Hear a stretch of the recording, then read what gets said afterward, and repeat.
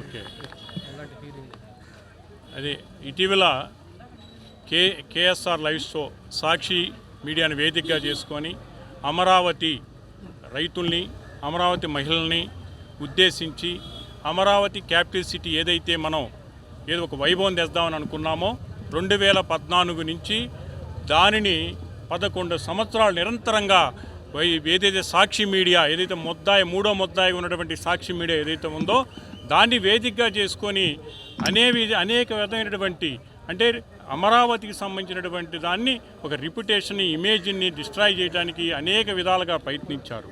దానికి సంబంధించి దాన్ని ప్రజలందరూ కూడా దాని నమ్మక ప్రతిపక్ష హోదా కూడా లేకుండా ఓడించినటువంటి విధానం మనం చూసాం.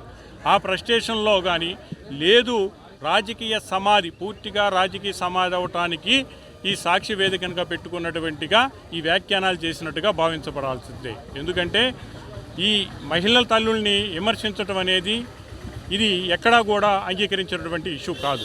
అయితే దీనికి సంబంధించి కేసు నమోదు చేయటం, కేసు సంబంధించి పూర్తిగా విచారణ జరపటం, విచారణ జరిపి ఈరోజు ఏటుగా ఉన్నటువంటి కేఎస్ఆర్ ఏదైతే లైవ్ షోకి లీడర్ ఆయనే షో కండక్ట్ చేస్తాడు, సబ్జెక్ట్ కూడా ఆయనే ప్రమోట్ చేస్తాడు, ఎంకరేజ్ కూడా ఆయనే చేశాడు అనేది భావన అయితే ఉంది. దీనికి సంబంధించి ఏదో రిమాండ్ చేయడం జరిగింది. అయితే కోర్టు వారు పూర్తి స్థాయిలో రిమాండ్ రిపోర్ట్ అన్ని పరిశీలించిన తర్వాత కొన్ని అభ్యంతరాలు తెలిపినా సరే ఆయన స్వయంగా జడ్జి గారే వీడియోని 2 సార్లు పరిశీలించిన తర్వాత లైవ్ షోని మొత్తం కూడా ఆయన సాటిస్ఫై ఇది kit for remand interrogation. Remand అంటే ఏంటి అవసరం? ఫర్దర్ ఇంట్రాగేషన్ అవసరమే. ముద్దాయిని మళ్ళీ విచారించాల్సిన అవసరం ఉంది.